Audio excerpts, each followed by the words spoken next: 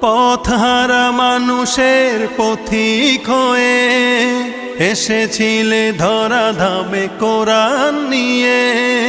পথহারা মানুষের পথিক হয়ে এসেছিলে ধরা ধামে কোরআন নিয়ে। তোমার পথের পথিক হয়ে জীবন গড়ার স্বপ্ন সাজাই। তোমার পথের পথিক হয়ে জীবন গড়ার স্বপ্ন সাজাই। তুমি যে মোদের প্রিয় নবী, তোমায় কাছে পেতে পাগল সবাই।